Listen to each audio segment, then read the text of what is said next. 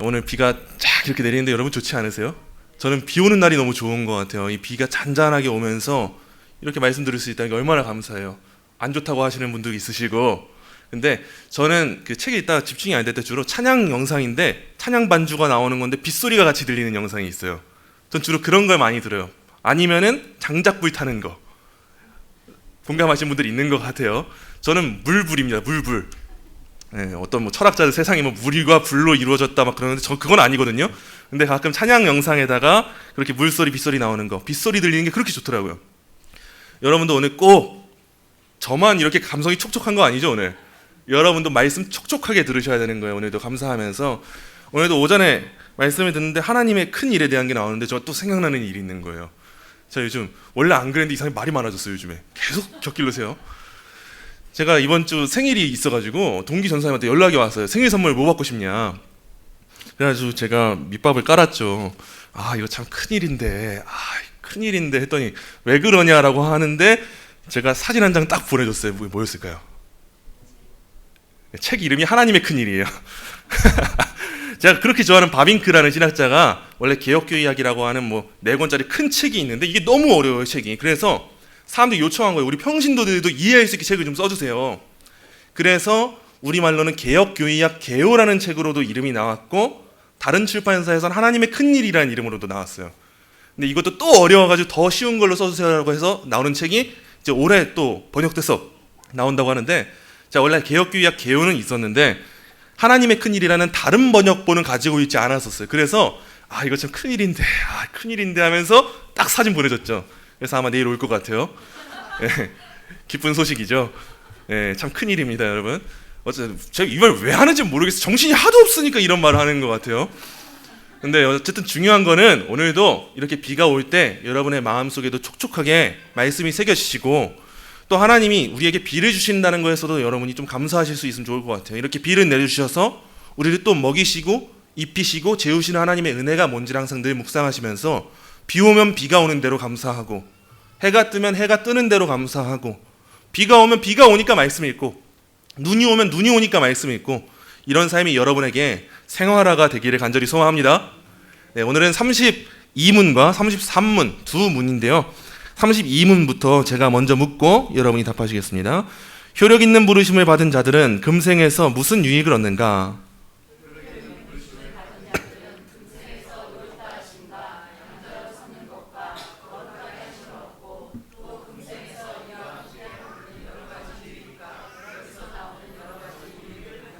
네, 33문입니다. 이제 의롭다 하심은 무엇인가?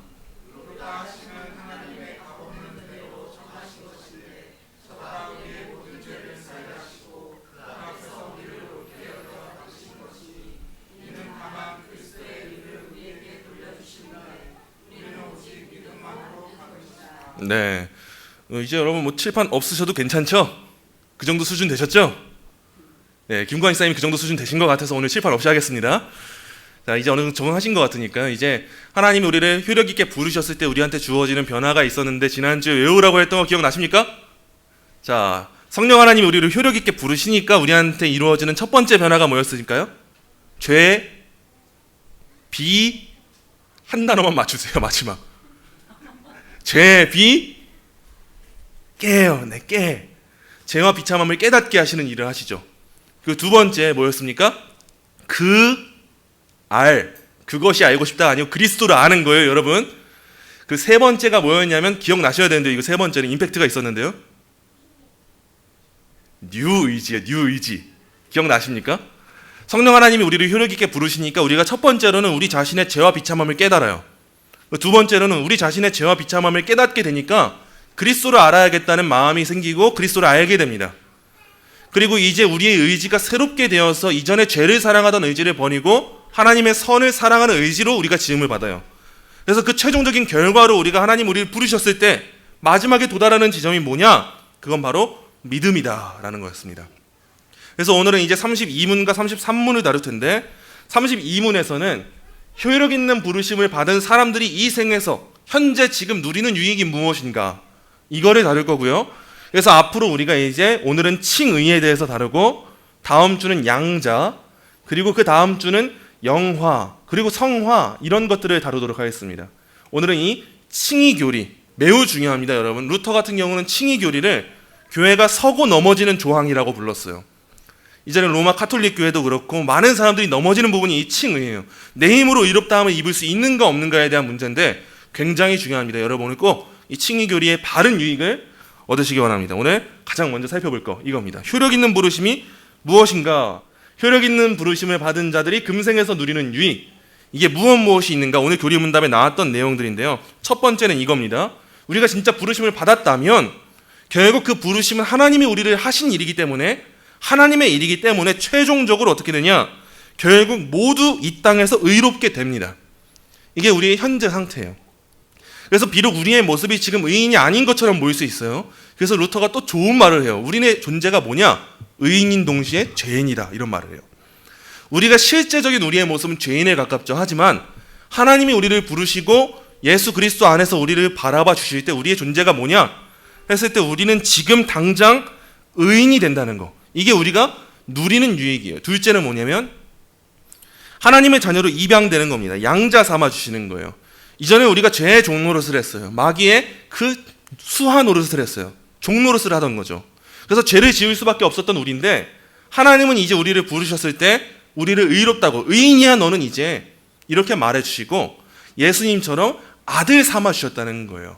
그게 이제 우리가 이 세상에서 누리는 유익이죠. 그래서 예수님이 하나님의 아들로서 상속자 되신 것처럼 우리 또한 이 땅 가운데 살아가는데 맨날 어깨 구부정하고 길을 못 피고 사는 게 아니라 나는 하늘의 상속자다라는 이 신분을 아는 상태로 사는 게 우리들입니다, 여러분.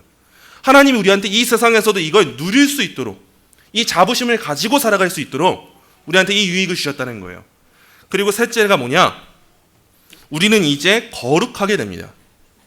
이 땅에서 이제 우리가 성도로 부르심을 받았다는 것은 이제 하나님의 사람이 되어서 진짜 그 하나님의 사람답게 변화될 거라는 걸 의미해요. 단순히 겉으로만 이제 나의 신분이 재판장에서 칭이 됐구나, 의인이구나, 이 정도가 아니라 이제 내가 진짜 하나님의 아들이 되었다는 걸 알아서 이제 아들답게 살아야 되는 걸 알고 성령 하나님이 내 안에 새로운 의지를 주셔서 이전에는 사랑하지 않았던 거룩을 사랑하고 이제는 거룩을 사모하고 그 거룩한 삶으로 살아가는 삶을 이 땅에서 살아갈 수가 있게 되는 거예요. 그래서 이 땅에 살아가는 우리들이 누리는 유익은 이겁니다. 세상의 다른 사람을 닮아가는 게 아니에요. 연예인을 동경하고 그 사람을 닮아가고 모방하는 게 아니라 우리는 누굴 닮아가냐? 우리가 너무도 사랑하고 아름답게 여기는 예수 그리스도를 닮아가는 거예요. 그게 우리가 이 땅에서 살아가는 성화의 과정이에요. 우리가 이 땅에서 누리는 유익이에요, 여러분. 이건 피하고 싶은 일이 아니라, 힘겨워서 잠시 포기하는 일이 아니라 마땅히 누릴 수 있는, 마땅히 해야만 하는, 우리 나라에서 지원금 준다고 하면 얼마나 눈에 불이 나서 신청합니까? 이거 유익이라고 여기잖아요. 근데 왜 우리가 성도로서 누릴 수 있는 유익에는 유익이라고 누리지 않습니까? 우리가 받은 부르심이 뭔지를 안다면 이제 우리는 이걸 유익으로 여기는 거예요. 내가 이 땅에서 의롭게 되었구나. 내가 하나님의 자녀된 권세가 있구나. 내가 이제 거룩한 삶을 살아가게 되는구나. 이게 나한테 주어진 하나님의 부르심이구나 라는 것에 감사함을 느끼게 된다는 거죠. 그리고 이뿐 아닙니다. 이 세상에서 누리는 유익들이 더 있다고 소요리 문답에서 말하는데 이후에 36문에서는 이렇게 말해줘요. 제가 다 읽을게요. 묻고 답하는 걸. 금생에서 의롭다 하심과 양자로 삼으신 것과 거룩하게 하심에서 함께 받는 유익과, 여기서 나오는 유익이 무엇인가? 금생에서 의롭다 하심과 양자로 삼으신 것과 거룩하게 하심에서 함께 받는 유익과, 여기서 나오는 유익은, 그 유익이 뭐냐? 하나님의 사랑을 확실히 아는 것과 양심에 화평한 것과 성령 안에서 얻는 쾌락과 은혜의 증가함과 끝까지 굳게 참는 것이다. 여러분, 이게 우리가 다 누리는 유익입니다. 지금 당장요. 이게 장차 올 유익이 아니라 우리가 지금 성도가 되었다면 지금 당장 누리는 유익들이 바로 이 내용들인 거예요, 여러분. 다른 데 있는 게 아니라 우리한테 있는 거예요. 지금 여러분 하나님의 사랑을 확실히 아는 것에 있어서 여러분이 아멘이 되셔야 돼요. 내가 성도인데 하나님의 사랑을 모르면 안 돼요. 알아야 유익인 거예요. 그리고 지금 우리의 양심이 화평해야 됩니다. 지금 너무 불안해서 있으면 그건 우리가 죄 가운데 거하기 때문에 너무 불안한 거죠. 지금 우리가 성도라고 여기면서도 그 삶을 살아간다면 바뀌어야 되는 겁니다. 우린 이걸 누려야 되는 거니까요. 그리고 이제 우리는 다른 데서 얻는 쾌락이 아니라 성령 안에서 얻는 쾌락을 유익으로 누리는 사람들이에요. 세상에 주는 쾌락은 이제 그 정도는 나한테 쾌락이 아니야 라고 말할 줄 알고 성령 안에서 누리는 쾌락만이 즐거운 거죠. 늘 뭐 자주 이야기하지만 우리 전태기 집사님 옛날에 모임이 그렇게 많으셨다고요. 세상에서. 그쵸 집사님? 또 운동선수 출신이시니까 얼마나 많습니까? 근데 결혼하시고 금지령이 내려주신 거예요. 아주 귀한 음성으로. 맞죠 집사님? 네, 근데 유일하게 허락되는 모임이 있고 유일하게 허락되는 그 가능성이 있는 일정이 있는데 그게 뭐냐? 교회에서 모이는 모임인 거예요. 그 이유가 뭘까요 여러분? 세상에서 얻어지는 쾌락은 우리를 죄의 길로 인도하지만 우리가 교회 안에서 성도들과 모여서 함께 교제하고 유익을 누리게 되는 이 안에 참된 기쁨과 만족과 소망과 이런 모든 것들이 주어지기 때문이에요. 오늘도 우리가 주일로 모였잖아요. 우리가 단순히 교회에 오늘 딱 도장 찍고 가는 정도가 아니에요. 우리는 성도 간의 교제를 나눕니다. 단순하게 보기에는 우리가 단순히 일주일간 있었던 일을 나누는 것처럼 보일 수도 있어요. 하지만 그러한 일을 하는 것 와중에도 우리 안에는 또 다른 기쁨이 있습니다.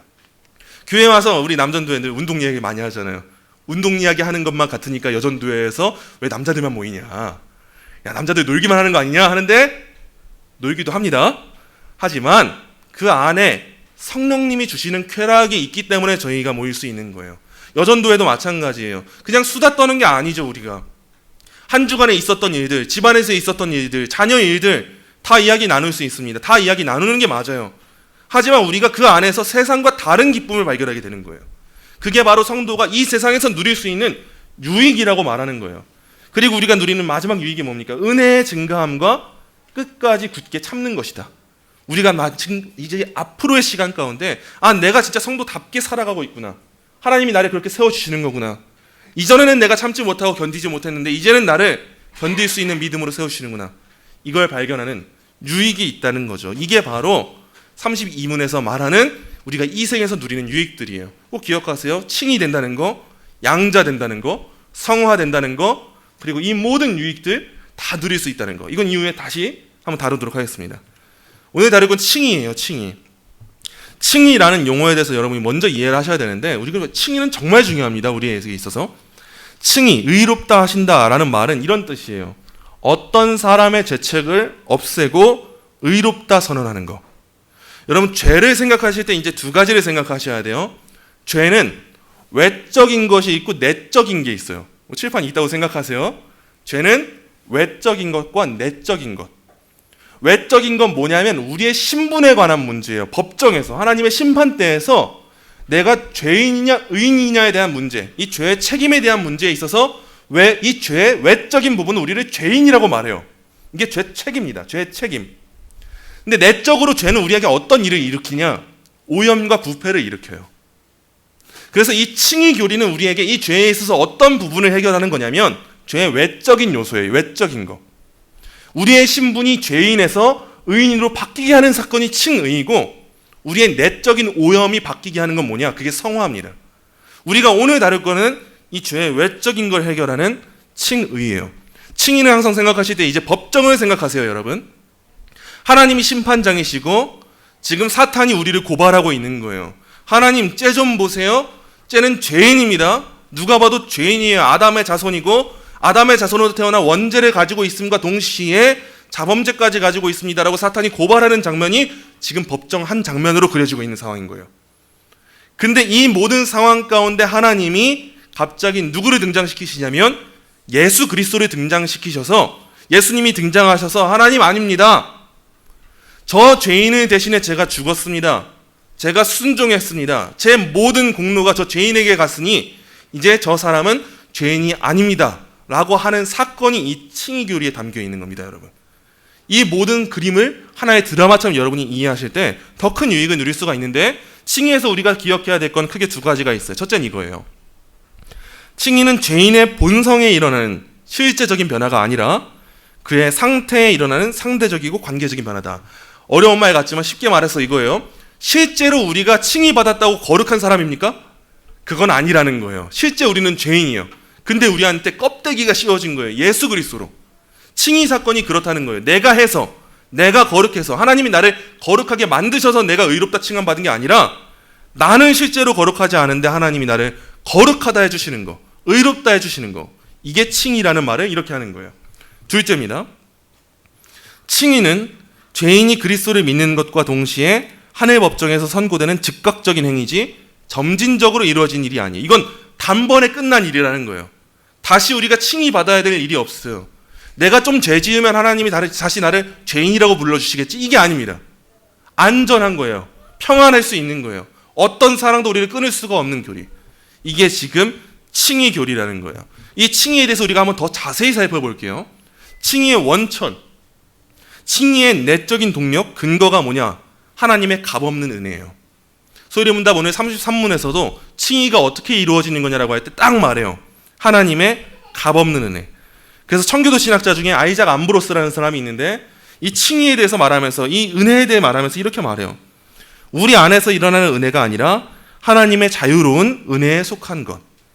칭의는 아주 조금도 내 안에서 발생되는 게 아니라, 내가 그래도 0.1%는 의로운 사람이어서 하나님이 그렇게 여겨주시는 게 아니라 하나님의 은혜만이 나를 의롭다고 칭해 주시는 거다. 이거를 말해주는 거예요. 근데 이 칭의의 원인이 뭐냐? 공로가 뭐냐? 그럼 칭의는 누구 때문에 되는 거냐? 그건 바로 우리 자신이 아닙니다. 우리 자신의 행위나 공로에 있지 않아요. 오히려 성경은 우리의 행위나 공로가 아니라 다른 이에게 칭의의 근거가 있다고 말하는데, 로마서 3장 20절 우리 함께 읽겠습니다. 그러므로 율법의 행위로 그의 앞에서 의롭다 하심을 얻을 육체가 없나니 율법으로는 죄를 깨달음이라. 3장 28절도 함께 읽겠습니다. 그러므로 사람이 의롭다 하심을 얻는 것은 율법의 행위에 있지 않고 믿음으로 되는 줄 우리가 인정하노라. 아멘. 우리가 의롭다함을 받는 거, 의인의 신분이 되는 건요, 내 힘으로 된 게 아니라는 거예요. 육체가 없다는 거예요. 스스로의 힘으로, 율법의 행위로 할 수 있는 사람은 아무도 없다는 거예요. 바리새인들, 유대인들은 여전히 나는 이걸 지켰으니까 어느 정도 의로운 사람이에요라고 말하지만, 우리 교회 나와서 그런 소리 하면 안 됩니다. 우리가 분명 율법을 지켜야 하는 건 맞아요. 거룩하게 살아야 돼요. 근데 그게 하나님 앞에서 나를 의롭다 칭해 주시는 이유가 되지 못한다는 거예요. 3장 28절에서도 믿음으로만 얻는 거다, 행위가 아니다 라고 말해주죠. 근데 갈라디아서 2장 16절 우리 함께 읽겠습니다. 사람이 의롭게 되는 것은 율법의 행위로 말미암음이 아니요 오직 예수 그리스도를 믿음으로 말미암는 줄 알므로 우리도 그리스도 예수를 믿나니 이는 우리가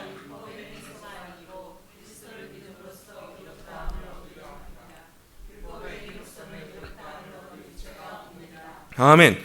이 칭의교를 생각할 때는 항상 우리 인간의 행위는 완전 없다고 생각하셔야 됩니다. 아주 조금도 들어갈 수 없다라고 여러분이 못을 박아 놓으셔야 돼요. 아주 조금이라도 그래도 인간이 이것만큼은 하지 않습니까? 라고 하면 그게 자력구원이에요, 여러분. 거기에 은혜가 없습니다. 그러나 우리가 진짜 은혜에 감사해서 벅차오를 수 있는 이유는 아주 조금도 내가 낄 자리가 없다는 걸 알아서예요. 믿음으로 의롭게 되는 거에 있어서 내 의는, 내 행위는 아무것도 들어가지 않는다는 거예요. 그래서 에베소서에서도 이렇게 고백해요. 행위에서 난 것이 아니니 누구든지 자랑하지 못하게 함이라. 자랑하지 못하게 한다고 말하죠. 우리가 하는 모든 선행은요, 분명 열심히 선행을 할 수 있어요. 순종할 수 있지만 100%의 순종이 될 수가 없습니다. 이 땅에서는요. 우리가 주일을 지키잖아요, 지금도. 그렇지만 우리가 이 땅에서 지키는 주일은 100% 지키는 주일이라고 말할 수는 없어요. 안식일을 거룩히 지켜도 100% 지키지 못하고, 우리가 하나님 외에 다른 신을 두지 않는다고 고백함에도 불구하고 100% 우리가 순종하지 못할 때가 많아요. 왜요? 우리는 종종 다른 신을 줄 때가 아주 조금이라도 있습니다. 이 땅에서는요. 우리가 연약해서 나 자신에게 마음이 뺏기고, 다른 관계에 마음이 뺏기고, 물질에 뺏기고, 무언가에 뺏길 때가 분명히 있어요.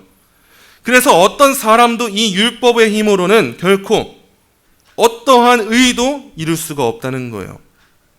그리고 내 죄책에 대해서도 해결할 수 있는 사람이 없어요. 피 흘림이 없이는 사함이 없는데 우리 중 누가 그 피를 흘립니까? 누가 우리의 피를 흘리고 누가 내 죄를 해결할 수가 있어요? 그럴 수가 없다는 거예요. 우리가 받는 이 칭의, 하나님이 나를 의롭다 여겨주시는 이유, 원인, 근거는 오직 딱 하나예요. 예수 그리스도입니다. 그 무엇도 여러분 여기다가 덧대시면 안 돼요. 그 어떤 것도 아주 조금도 갖다 붙이시면 안 돼요. 하나님이신 예수님이 하나님과 인간 사이의 중보자로서 율법의 모든 요구에 완전히 순종하셨어요. 직접 이 율법에 순종하셨어요. 우리가 못하는 걸요. 이걸 신학적으로는 능동적 순종이라고 해요. 전 더 좋은 표현은 행하신 순종이라는 표현이 더 좋은 것 같아요. 예수님이 직접 다 하셨다는 거예요. 우리를 대신해서 의를 이루시기 위해서.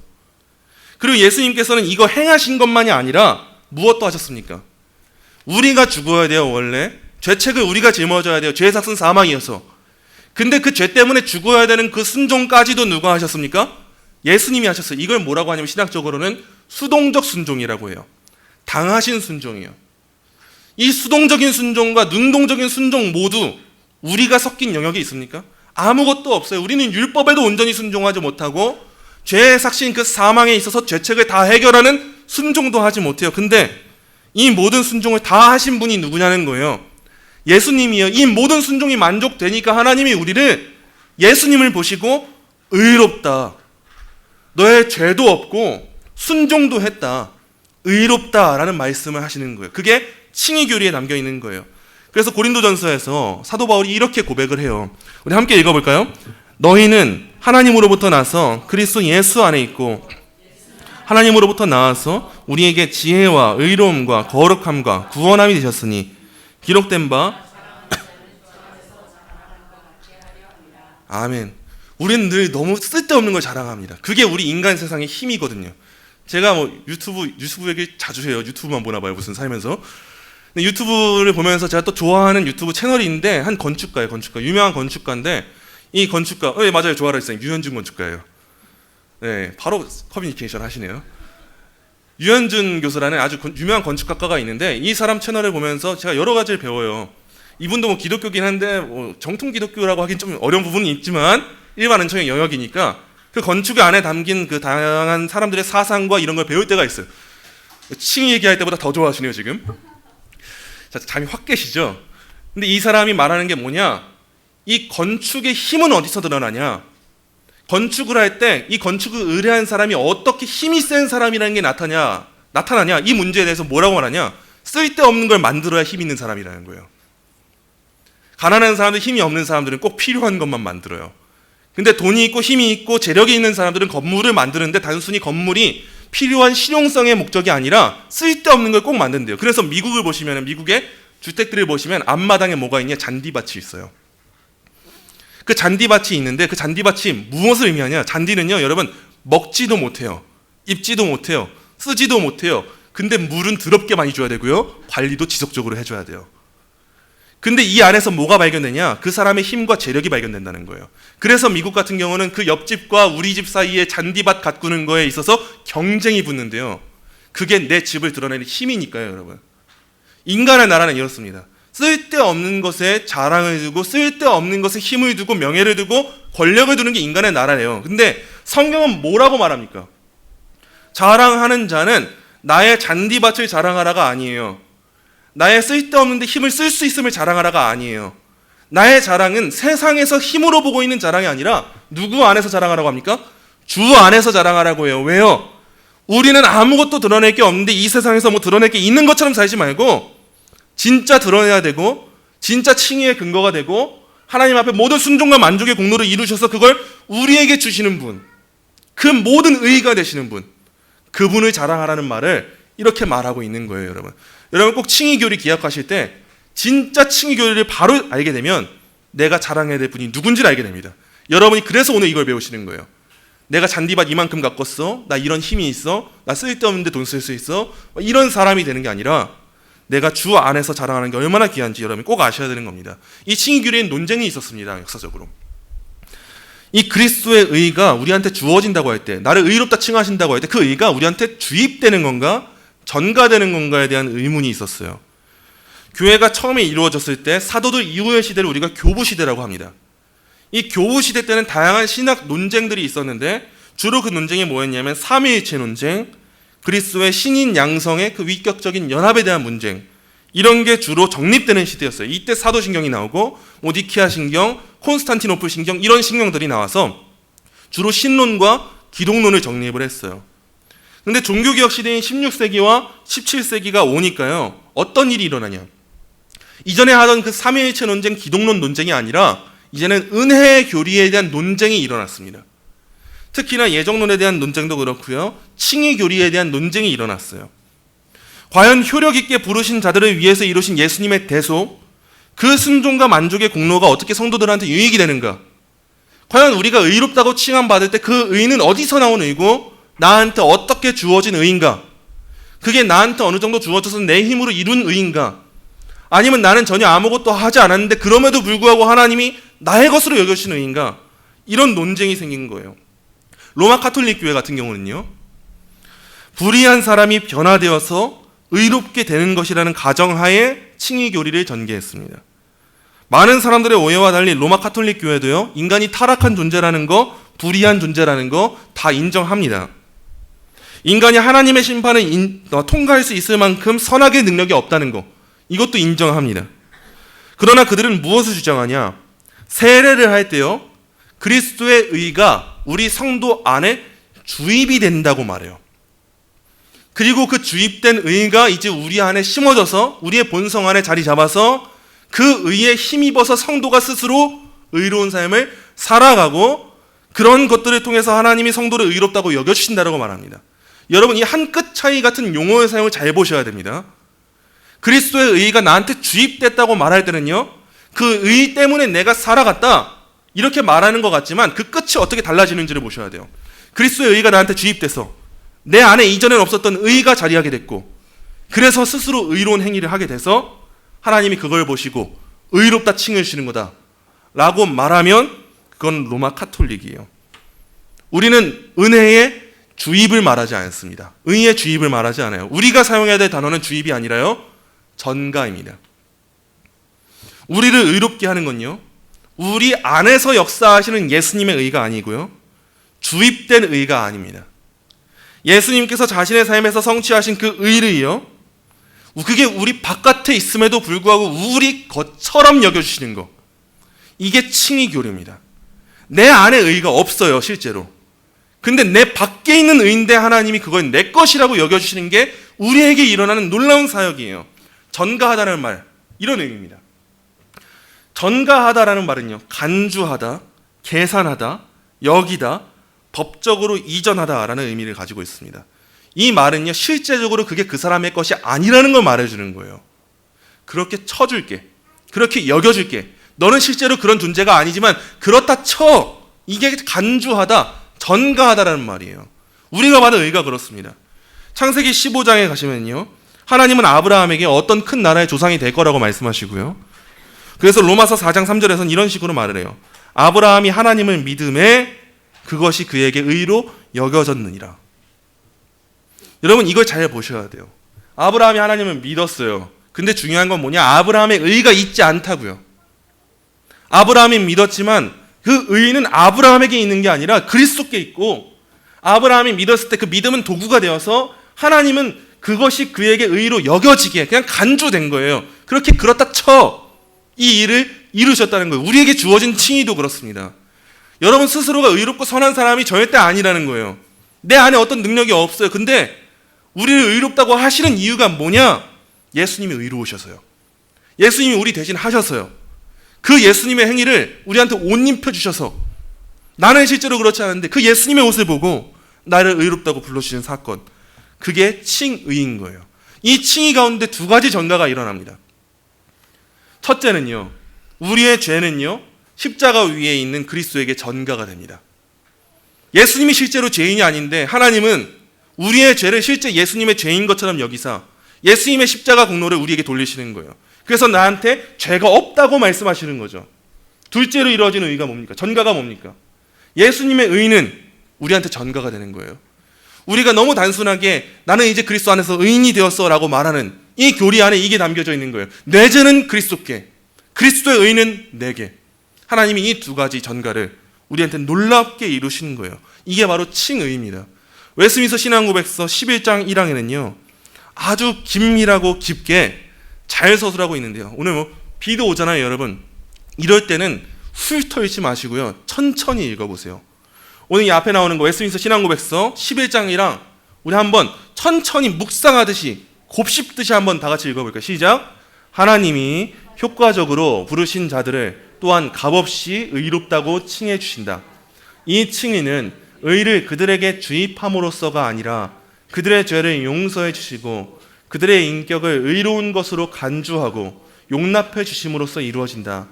또한 그들 안에서 이루어진 또는 그들에 의해서 행해진 어떤 것 때문이 아니라 오직 그리스도 때문이다. 믿음 자체, 믿는 행위 혹은 어떤 다른 복음적인 순종을 의로서 그들에게 돌림으로써가 아니라 그리스도의 순종과 만족을 그들에게 돌림으로써 의롭다함을 받는다. 그들은 믿음으로 그리스도와 그의 의를 받아들이고 그리스도와 그의 의에 의존한다. 그 믿음은 그들 자신들에게서 나온 것이 아니고 그것은 하나님의 선물이다. 여러분, 이게 놀랍고 여러분의 마음 가운데 깊은 감동이 있으셔야 돼요. 하나님이 효과적으로 부르신 자들을 하나님이 부르셨기 때문에 값없이 대가도 없이 의롭다고 칭해 주시는데, 이 칭의는요, 의를 그들에게 주어서 그들이 실제로 그런 사람이 되어서 이루어지는 게 아니라 그들의 죄를 용서해 주시고 새로운 것으로 간주하고 용납해 주시는 하나님의 행위 때문에 이루어지는 거예요. 우리는 절대 의로워서 칭함을 받을 수가 없는 거예요. 내가 선해서 하나님 앞에 의롭다고 칭함받을 수가 없는 거예요. 또한 그들 안에서 이루어진 그 어떤 것 때문이 아니라 나 때문이면 여러분 늘 평안할 수 없습니다. 그리스도 때문에 여러분 평안하신 거예요. 오직 그리스도 때문이에요. 우리가 믿어서 믿음이 있기 때문에 또 다른 어떤 순종했기 때문에 그래서 우리한테 하시는 행위가 아니라 예수님이 하나님 앞에 우리의 모든 죄와 순종의 모든 행위를 다 하셨기 때문에 순종과 만족을 다 하셨고 그것을 우리한테 돌리고자 성령 하나님을 보내주셔서 우리가 그 성령 하나님 안에서 믿음을 가지고 받게 하셨기 때문에 우리가 의롭다함을 받는다는 거예요. 그들은 믿음으로 그리스도와 그의 의를 받아들이게 된 거고 그리스도와 그의 의에 의존해요. 근데 중요한 게 뭡니까? 그 믿음마저도 주시는 분이 누굽니까? 하나님이에요. 믿음으로 말미암아 의롭다 칭함을 받아요. 그래서 어떤 사람들은 그럼 믿는 건 내가 한 거 아닙니까? 이렇게 말하는 사람들이 있어요. 하지만 성경을 잘 보시면요, 그 믿음마저도 주시는 분이 누굽니까? 하나님이에요. 하나님의 선물인 거죠. 이게 우리가 지금 누리고 있는 칭의 교리인 거예요. 우리가 칭의를 살피면서 참되게 알아야 될 것은요, 칭의의 유효적인 원인은 오직 삼위일체 하나님께 있다는 거예요. 항상 결론은 똑같아요.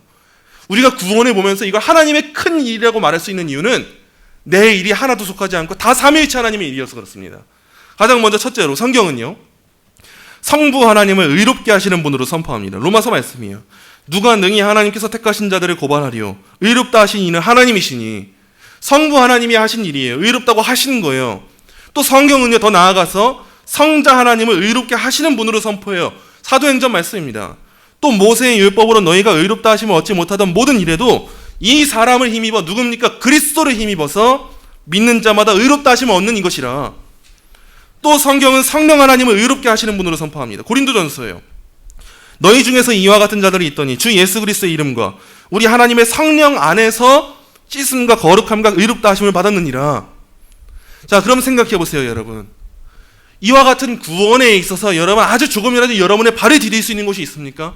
아주 조금도 없어요. 그래서 어떤 사람들은 서운함을 느껴요. 그래도 우리도 뭔가 해야 되지 않습니까? 근데 아니에요.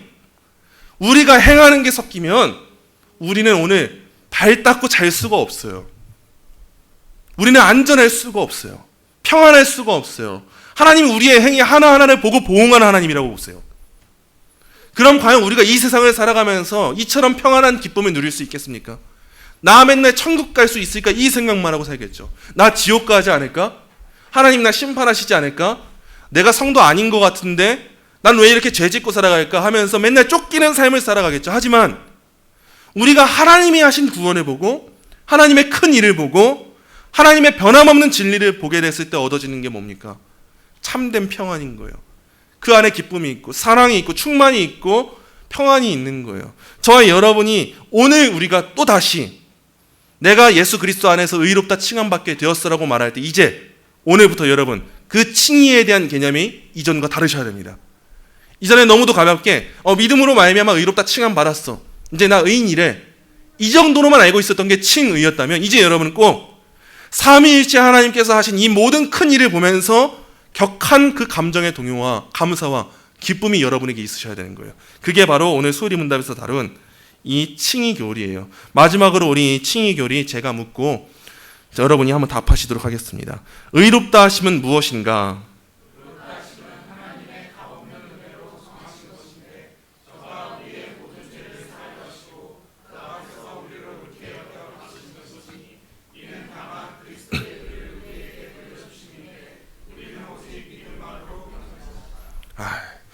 예수님이 우리의 죄를 사유하시고 그 앞에서 우리를 옳게 여겨주셨다는 거, 이게 바로 칭의 교리의 놀라운 은혜입니다. 여러분, 오늘도 크게 두 가지 적용점이 있는데요. 첫째는 이겁니다.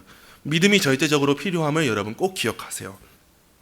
세상의 모든 것 소유해도 아까 말한 것처럼 아주 넓은 잔디밭 가꾸고 정원 가꿔도요 의미 없습니다. 그게 의롭게 하지 못해요 우리한테. 그게 우리를 하나님 안에서 힘있게 하지 못합니다. 의롭게 되지 않은 자는요 천국에 들어가지도 못하고요 불신앙이 계속 머문다면 죄책에 있어서 맨날 짓눌린 삶을 살아갈 수밖에 없습니다.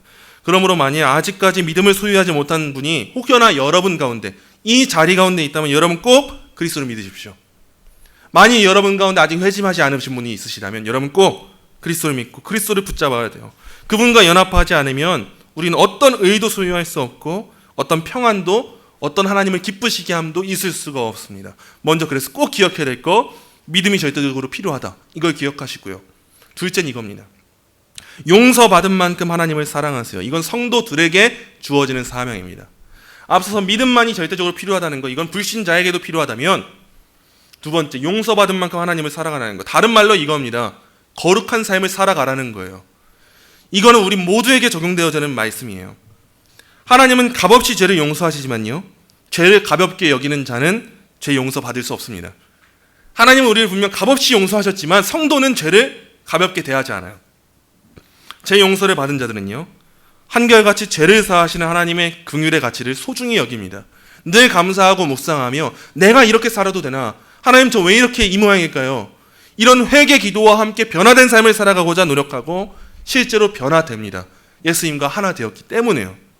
하나님에 대한 사랑이 커지면 커질수록 우린 더 거룩한 삶을 살아가요. 그래서 여러분이 하나님을 아셔야 되는 거예요. 여러분이 하나님을 아시는 만큼 여러분 하나님을 사랑하게 될 거니까요. 하나님의 큰일을 알게 되고 보게 되는 만큼 감격과 은혜가 여러분에게 있게 되니까요. 하나님에 대한 사랑이 커질수록 우리는요 용서하는 자로 살아가게 됩니다. 그래서 쉽게 말하면 왜 기독교인들이 교양이 없냐라고 말하잖아요. 오늘날 사회에서도 교회를 욕하면서 그런 말 많이 하잖아요. 쉽게 생각하면 이런 면도 있어요. 기독교인이 아니어서 교양이 없는 것도 많이 있습니다. 여러분, 우리가 사회에서 말하는 교양과 우리 성경에서 말하는 교양은 다르지만 우리가 진짜 기독교인이 된다면 보다 교양 있는 사람이 돼요. 왜요? 예수님을 닮아가서 그렇습니다. 예수님 닮은 성품을 가지게 돼요. 이전에는 그러지 않은 사람이었어요. 거칠었어요. 용서할 수 없었고 용납할 수 없는 사람이었어요. 근데 하루하루 지날수록 그 사람이 예수님을 닮아가서 누군가를 용서하는 삶을 살아가요. 누군가를 사랑하는 삶을 살아가고 그 사람의 말이 바뀌게 되고 입술의 습관이 바뀌게 되고 행동의 양식이 바뀌게 됩니다. 하나님이 우리한테 주신 이 죄의 용서와 은혜가 얼마나 큰지를 알게 되면 이제 우리도 합당하게 이웃을 사랑하고 용서도 할 수 있게 됩니다. 우리가 받은 칭의가 우리의 의로움으로 인함이 아니라는 사실을 알게 되었다면 이전에는 떵떵거리면서 살게 사람들이 겸손할 줄 알게 됩니다. 진짜 내가 지렁이만도 못하구나, 벌레만도 못하구나, 이걸 알고 겸손할 줄 알게 돼요. 그리고 하나님의 은혜로 인해서 우리가 안전함을 깨닫게 되었다면 이전에는 어쩔 줄 몰라서 불안해서 어쩔 수 없었던 사람들이 인내할 수 있게 됩니다. 우리가 받은 용서처럼 타인도 부드러운 마음으로 용서하는 삶을 살아갑니다, 여러분. 그래서 저는 꼭 여러분이 의롭다 칭하시는 하나님의 은혜를 내가 이제 알았습니다, 나는 하나님 안에서 그리스도 안에서 의롭다 칭함 받았어요 라고 고백한다면 칭의와 결코 떨어지지 않는 성화의 삶까지도 능히 살아가시길 소망합니다. 하나님의 사랑 여러분 더 알기 위해 힘쓰십시오. 아직 여러분의 성화가 부족하다, 아직 거룩하게 사는 삶이 부족하다, 그럼 하나님의 은혜를 더 알기 위해 힘쓰셔야 되는 거예요. 하나님의 은혜를 우리가 알면 알수록 이제 우리는 더 하나님 사랑하고 이웃 사랑하는 삶, 그 삶을 살아가게 될 겁니다. 여러분 꼭 저와 여러분이 이번 한 주간 또다시 살아가실 때 이번 한 주간은 하나님이 우리를 간주해 주신 것처럼, 여겨주신 것처럼, 품어주시고 용서해 주신 것처럼 누군가를 용서할 수 있는 삶, 누군가를 품어줄 수 있는 삶, 누군가를 사랑할 수 있는 삶, 그런 예수님 닮은 마음을 가진 삶, 그 삶을 능히 살아내시기를 간절히 소망합니다.